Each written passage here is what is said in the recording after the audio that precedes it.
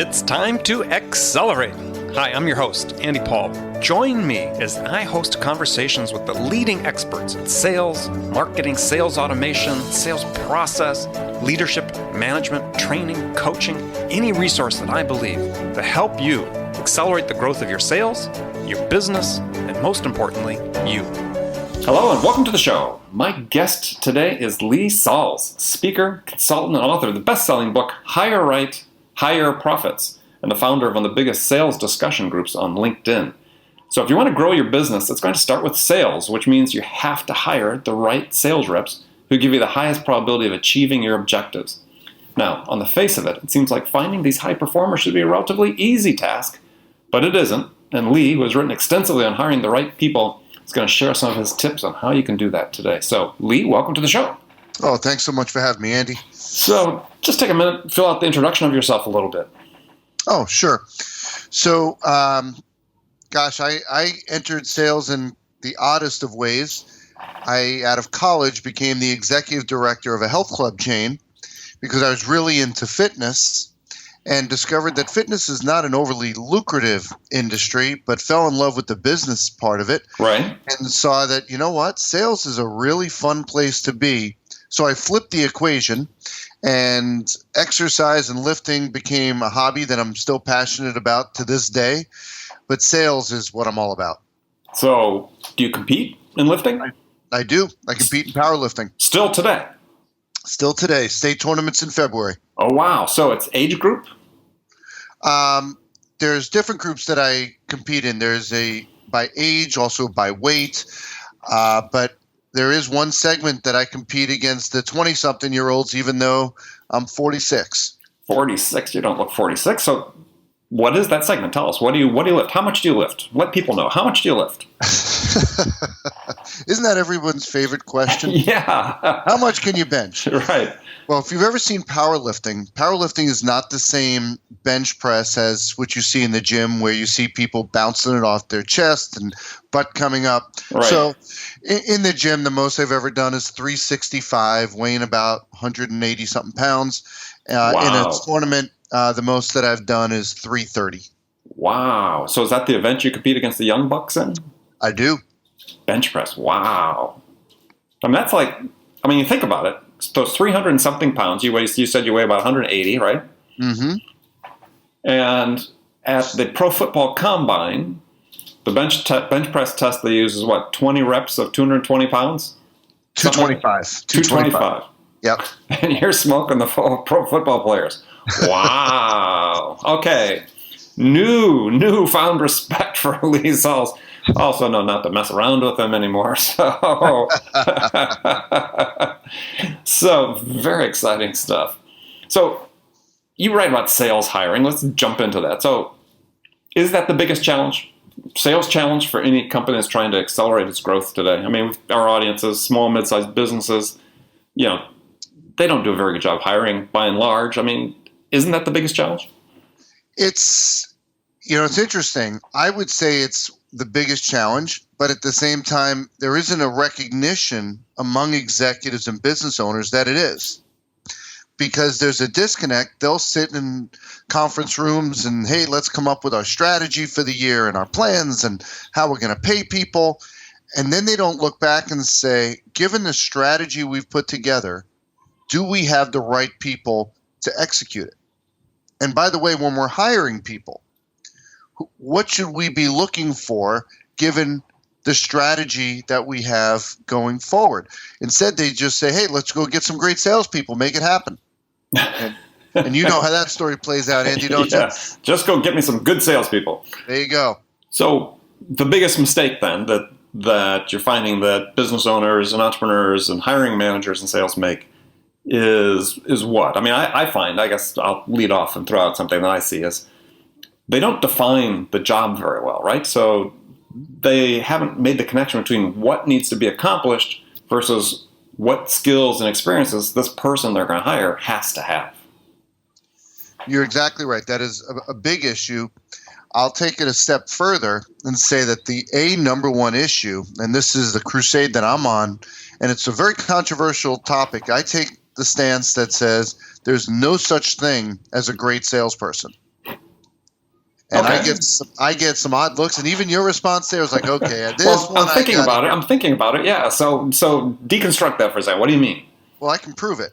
I ask executives all the time, how many of these so-called great salespeople have you hired, but they failed in the role? Right? They had great track records, great resumes, fantastic look, but they failed in that company. So if you believe in this entity called great salespeople, then you must also subscribe to one of two of the following given their failure. Either the salesperson arrived at the company and completely forgot how to sell, or this company is the absolute worst company to sell for in the history of business. I mean, it's got to be one of those two, right? If you believe in great salespeople. So if there are no great salespeople, what are there? They need to look for the right salespeople. Back to what you were saying before about that criteria. The right salespeople with the potential to be great in a specific role in a company. In my experience in looking at sales roles, it's almost like DNA. Every sales role is unique in every company. Now, there's some factors that you can say across the board, if you're going to be in sales, and I've come up with 4 of them, that you got to have. But then you start getting into the role, and there's such nuances for every single sales role. I could take 3 competitors, at least this is how these companies would describe them, 3 competitors, and say, I could take a salesperson from one company, put him in another one, they fail, put him in a third one, they fail even worse. Selling similar type products. Competitors. Yeah. Right? So you could have one that says, our focus is selling on price because we're the low price guy. The other one saying we're the high value. You got the one that provides an army of sales support.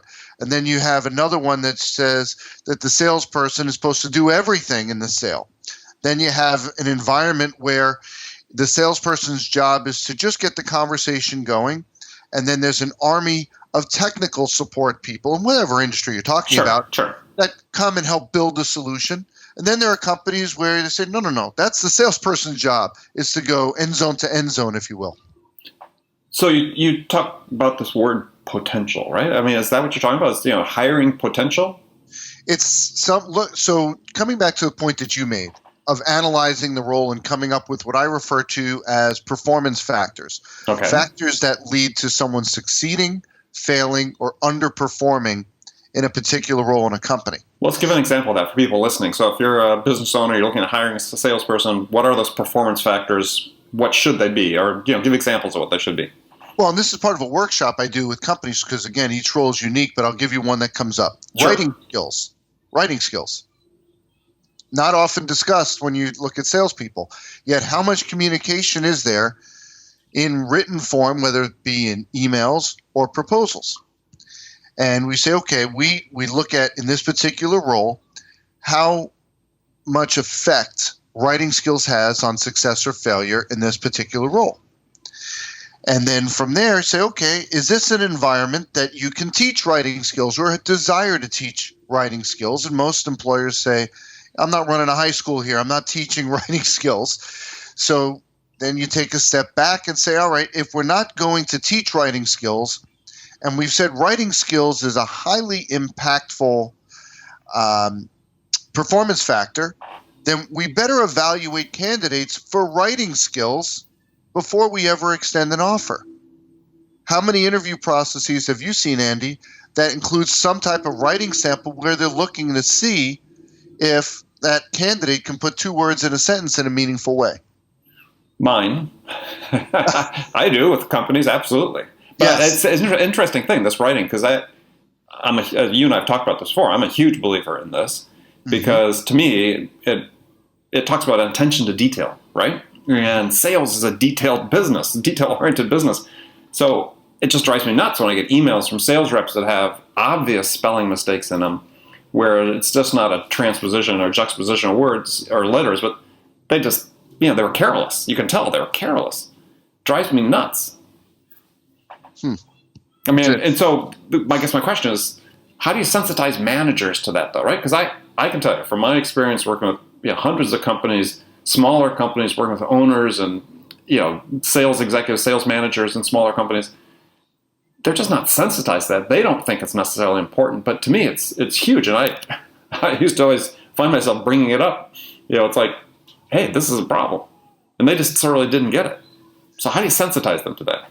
Well, I get these calls periodically from senior executives that'll say, I just saw the most embarrassing document representing our company, meaning a salesperson had written a proposal and it was the most embarrassing thing that they've ever seen for their brand. Mm-hmm, mm-hmm. And I'll ask them that I'll say, okay, so you're saying that writing skills is important for this role? And they say, oh, absolutely. And tell me how you evaluated candidates for writing skills. And you hear crickets chirping because they don't. Right. So you're back into it and lead them down the path of saying, so when you've seen emails written by your salespeople, what letter grade would you give them? And then inherently every time the eyes start rolling, you just look around the room, and for the next half hour they share stories. Hey, do you remember that email that Phil sent? Oh my gosh. And the phone call that the CEO got about this proposal, who thought it was hieroglyphics, not even English. You get my point. Oh yeah. Well, and I think it's and you're really talking about a bigger subject, which I think is so important, is that when you've defined those skills, those experiences that are essential to success in the job that you're hiring for, you need to test that people actually have them. Absolutely. So I'll give you another example of performance factor is, what type of sale is this? Is this one where you're creating demand, like you have this new innovation? Or is this takeaway business, meaning they're using a competitor and you're trying to get them to buy from you instead of the competitor? Those are two completely different types of sales. In my experience, companies are not interested in teaching someone if they don't have the background in takeaway business and how to do that effectively, and also with the same thing of introducing a new solution. So understanding what type of sale it is, and again, evaluating candidates to see, do they have the background and expertise in performing that type of sale? And let's put them to the test. I mean, I was interviewing last week, recording an episode with Mark Roberge, who was the chief revenue officer at HubSpot when they got started and built their sales team. And one of the things that was key to them was, people that were able to, be good presenters. But on top of that is that they were coachable, right? Because if you're a manager, you want somebody to be able to mold somebody to be able to do a better job. That's part of your responsibility as manager. That's right. And so in their interview process, people would have to give presentations. They would give them a little prep time and give them 10, 15 minutes to prepare for a presentation. They'd come in, they'd give a presentation, and then they would coach them and ask them to give it again and see if they responded to the coaching. So, sort of a 2-for-1.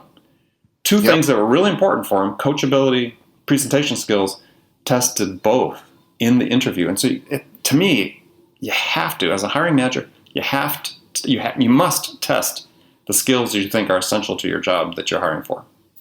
Well, and you and I have had the conversation, the foundation of my book that you referenced earlier, Hire Right, Hire Profits, is that not thinking of hiring as adding someone to the team, but rather the company is making an investment in a sales team. Mm-hmm, mm-hmm. And each salesperson represents an investment that the company is making, and that's an investment in revenue. So if you're not carefully evaluating your investment opportunities, if you will, you have a risk of making a poor investment and never seeing a return on it. And there's an opportunity cost associated with that too, because research showing that, at least an article I read, that the cost of a bad sales hire was 7 times the first year salary. Not surprising. So, that's a huge opportunity cost. So just a little bit more investment of time up front can make such a difference. So testing writing skills, absolutely essential. I had one client, if he got a resume and there was a single formatting error on the resume in Word, the person was disqualified. He wasn't going to talk to him. Mm-hmm. He took it to that extreme. Then another client that he was hiring a new director of sales, and being able to be self-sufficient was really important. That is, because they were going to be out in not a big company, and the sales director didn't have anybody to lean on to create his PowerPoint presentations and so on. So, and this was a startup. Mm-hmm. And so one of the skills that they wanted to test was to make sure a person could just create a PowerPoint presentation. And so I helped them put this together. As the director of sales they're hiring is candidates came in, the first thing before we ever talked to them, we'd put them in a conference room with a laptop and a data sheet and say, you have 10 minutes, put together a 3-slide presentation on the product on this data sheet. And then we're going to come in, you're going to pitch it to us. And we brought in 20 candidates for that job, sort of the screening method. And fully 2/3 of them walked out without ever attempting to do it. Wow. There's a technique that I use with clients that helps with writing. And actually, to the point that you gave earlier, it actually tests several different things, which is at the very end of a candidate evaluation process, once they've met everyone, they understand everything, the information's been shared, you ask the candidate to provide a one-page plan, just one page, only one page. You notice I said that 3 times, as you do with the candidate, in which that individual is going to share how he will make himself successful in the role. A one-page plan, how to be successful in the role. Okay. On how he's going to make himself successful in the role. And then you don't give him a deadline. You ask him when he can have this prepared for you. And this little technique, which costs the company nothing to put into practice, gives you exposure into 5 different things. Number one, you see how well they communicate in written form, how well they understand the role. Is their plan of attack philosophically aligned with you as the manager and how you want to see someone go into the field selling for you? Did they follow directions? You 3 times said you wanted one page. Okay? 3 times, yes. 3 times. And did they give you the second coming of War and Peace, what they wanted to give you, or what you as the potential client, if this was a selling situation, has requested? And can they meet a self-imposed deadline? Because if they can't meet their own deadline, there's no way they're ever going to meet a client's or yours as the sales manager. It's genius. I love it. I've had more candidate fallout from this technique than anything else I've ever put into place. But you've hired good people, hopefully, as well. I have, absolutely. What I gained was visibility and another vantage point into that candidate. I once had a sales candidate. The name of the company was Employee Health Programs. This was back in D.C. almost 20 years ago. Was evaluating a candidate and we were at the final step, everyone loved him, and asked him to do this one-page plan. On this one page, he spelled the company name wrong 3 different ways. Oh, gosh. Don't you love it? I mean, Employee Health Programs. It doesn't get any easier than that. Found 3 different ways to spell it wrong.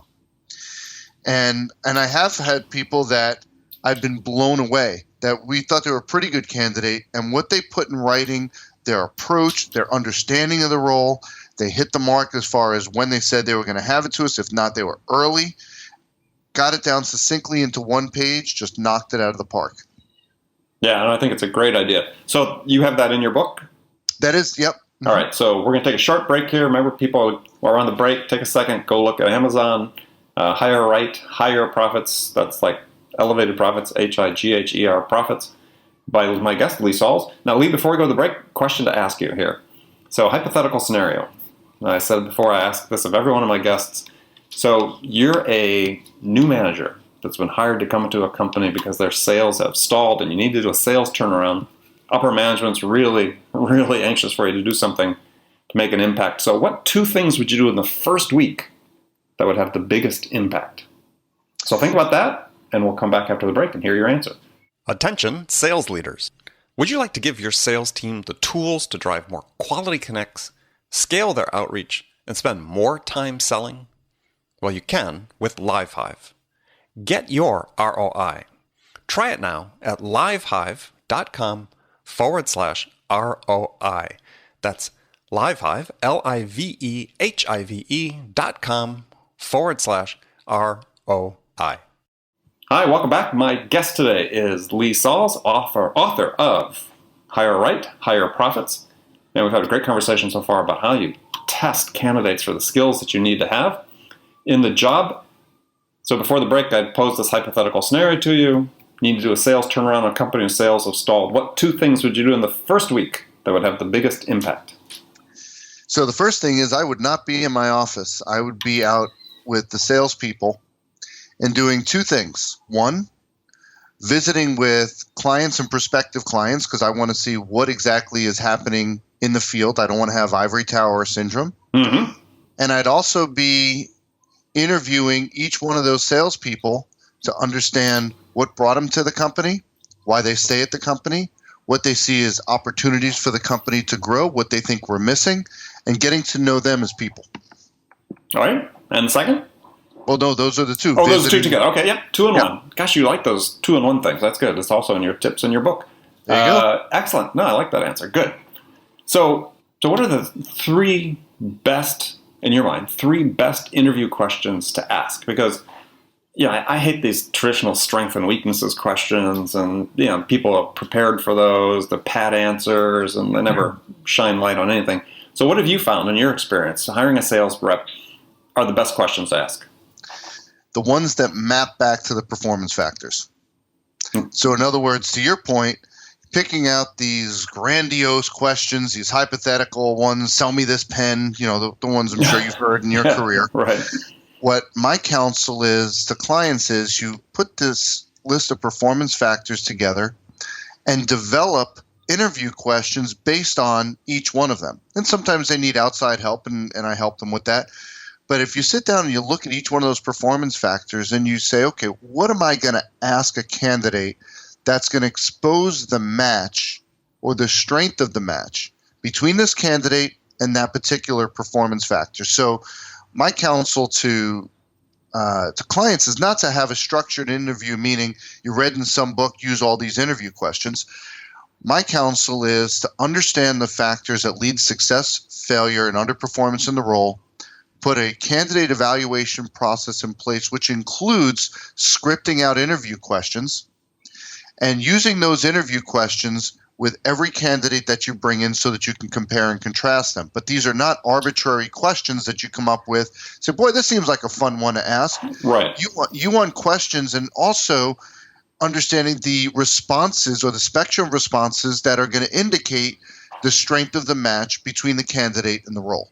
So let's take a success factor beyond other than writing skills. Give us an example one and a type of question you might ask to try to draw something out of a candidate.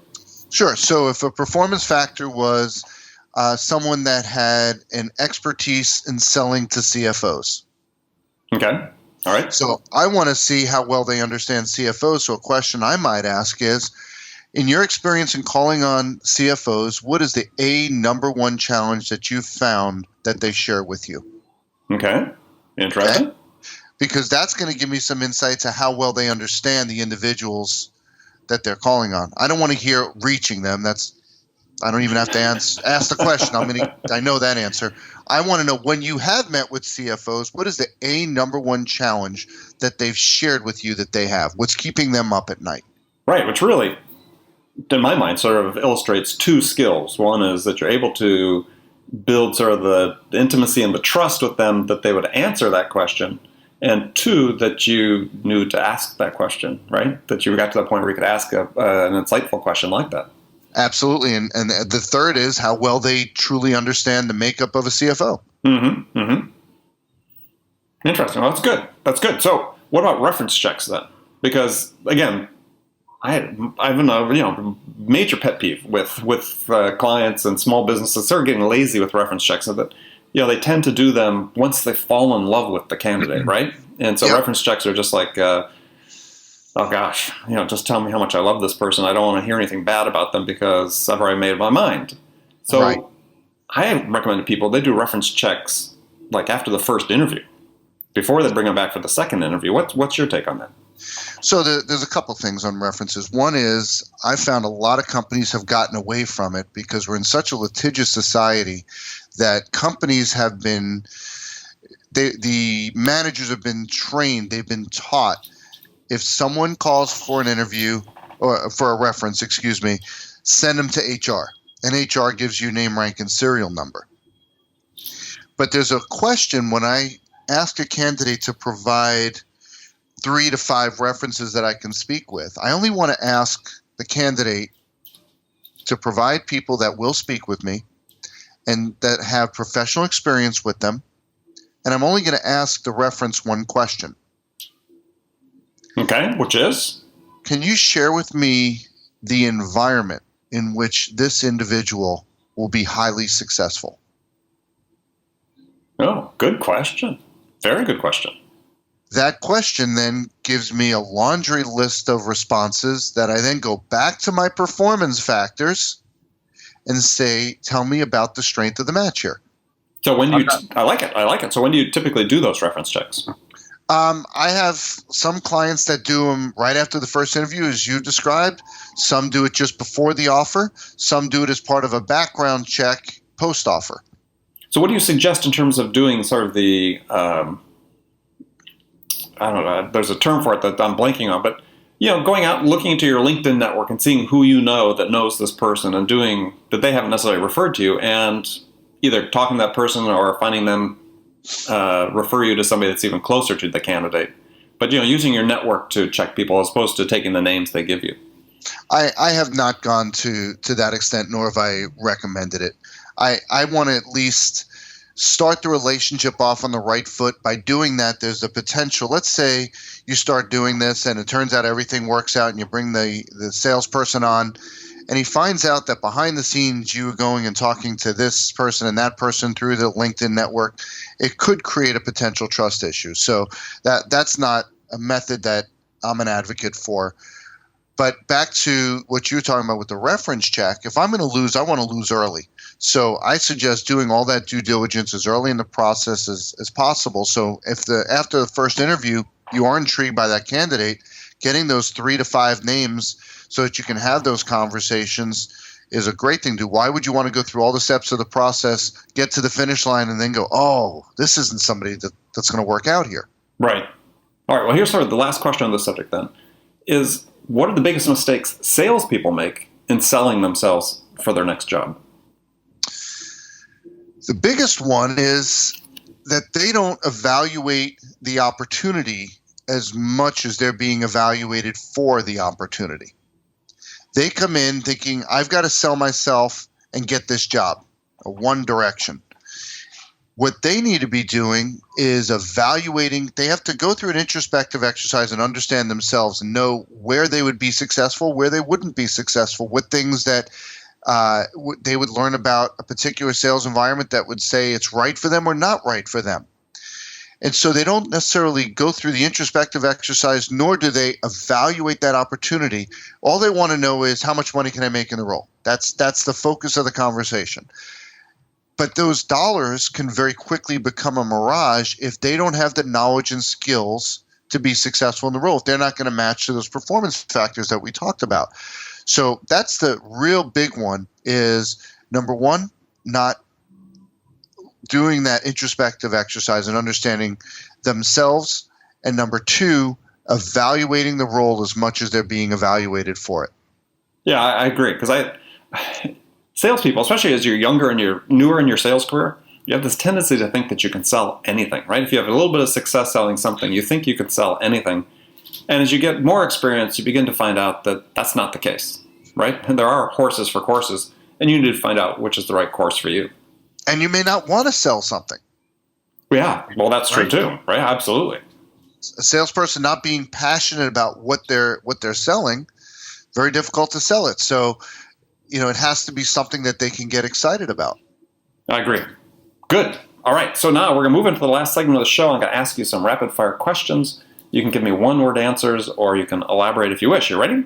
Ready. Fire. What's the most powerful sales tool in your arsenal? CRM. Name one tool you use for managing your sales that you can't live without. CRM. Who's your sales role model? Oh, my sales role model. Jill Conrath. Hard to pick a better one. What's the one book every salesperson should read, besides your own? I'm going to go out and talk about Jeb Blunt's new book. Fanatical Prospecting, yes. That's one. It's new, it's hot, and that's the one that I recommend that a salesperson needs to pick up and read right away. What's your favorite music to listen to psych yourself up for an important call or when you're lifting? Rocky, okay. Rocky 1, the theme from Rocky 1. You got it. Excellent. So what's the first sales activity you do every day? For sales activity, well, the day before, I will have put together my to-do list of things that need to be done. So I will already have prioritized what I need to start off with, and then I go right to it. Okay. Last question. What's the one question you get asked most frequently by salespeople? How did you get started? And what's your answer? I tell them the story that we opened with, which was I fell into sales being in the fitness industry. And the lesson they draw from that is? Is to be open to opportunity. Right. My daughter right now, she's a junior in high school, and we're having these conversations about college and majors and what she wants to do, and letting her know that she needs to keep all of her options open, because she may find that based on classes, being in a particular environment, she may find there's a path that's more intriguing than the one that she was on. Yeah, and having an open mind as a salesperson is so essential, because you're going to find opportunities with customers that you just hadn't imagined. If you're going to follow a straight path and only sell, with blinders on, you're going to miss a lot of opportunities. Absolutely. All right. Well, I want to thank today's guest, Lee Salz, for joining me. Lee, how can people learn more about you? They can go to salesarchitects.com. Salesarchitects.com. Great. Well, remember, everybody, make it a part of your day every day to deliberately learn something new to help you accelerate your business. Subscribing to this podcast on iTunes and Stitchers is a great way to make sure that you don't miss any of our conversations with top experts like our guest today, Lee Salz, who share their experience and wisdom about how to accelerate the growth of your business. So until next time, this is Andy Paul. Good selling, everyone. Thanks for listening to the show. If you like what you heard and want to make sure you don't miss any upcoming episodes, please subscribe to this podcast on iTunes or Stitcher.com. For more information about today's guest, visit my website at andypaul.com.